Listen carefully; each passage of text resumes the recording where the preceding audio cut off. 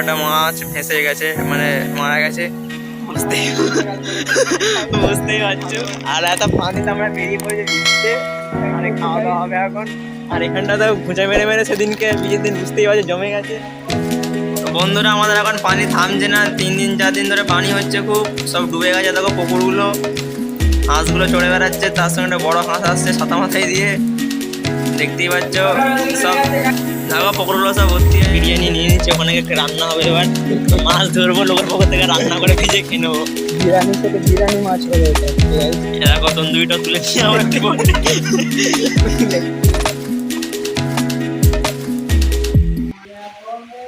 বন্ধুরা আমাদের এখন পানি থামছে না, 3 দিন 4 দিন ধরে পানি হচ্ছে খুব, সব ডুবে গেছে। দেখো পুকুরগুলো, হাঁসগুলো চড়ে বেড়াচ্ছে, তার সঙ্গে একটা বড় হাঁস আসছে ছাতা মাথায় দিয়ে, দেখতেই পাচ্ছ।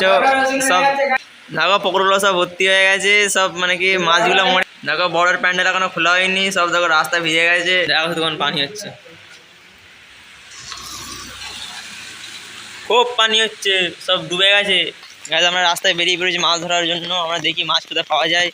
দেখতেই পাচ্ছ সোমনাথ দোকান পুকুর সব ভর্তি হয়ে গেছে, আর ঝাপটা দিয়েছে, যা ভিজে যাচ্ছে। আমরা একটা সাদার মধ্যে আছি, এখানে একটা পোল লাগিয়ে দিয়েছে আমাদের খেলার জন্য, এই মাঠে খেলার জন্য দুটো পোল লাগিয়েছে। আমরা এখন যাচ্ছি দোকান, যা পানি হচ্ছে ভিজে যাবো মনে হচ্ছে, আমাদের অবস্থা খারাপ হয়ে যাবে।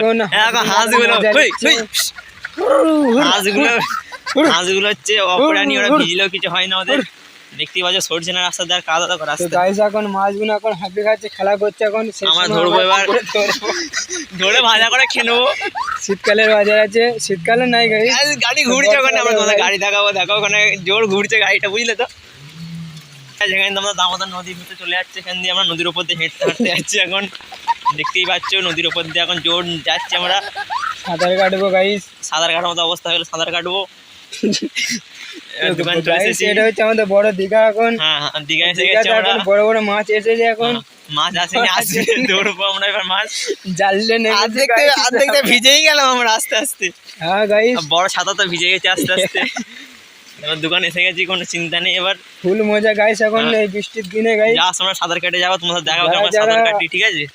তন্দুরি চিকেন, তন্দুরি চিকেন মজা এসে যাচ্ছে। দোকানে দেখেছি, দোকান নেবো, বিরিয়ানি নিয়ে নিচ্ছে, ওখানে একটা রান্না হবে। এবার মাছ ধরবো, লোকের পক্ষ থেকে রান্না করে ভিজে খেয়ে নেবো। বিরিয়ানির সাথে বিরিয়ানি মাছ হবে। দেখো তন্দুরিটা তুলে নিয়ে আমার দেখো গাইস, পানি থামছে না 4 দিন, হালকা হালকা পানি পড়ছে। দেখো ভিজে গেছে, আমাদের কেটিএম দাঁড়িয়ে আছে ওখানে। বাড়ির দিকে শালা ফোনে কাজ করছে না তো কি করবি, ফোন বন্ধ। দুটো পুকুর ভর্তি গেলে একদিকে হয়ে যাবে, মানে মাঝখানটা পুরো জয়েন হয়ে যাবে। এখন সবাই বেরিয়েছে, এখন ঘরের দিকে সব ঢুকবো।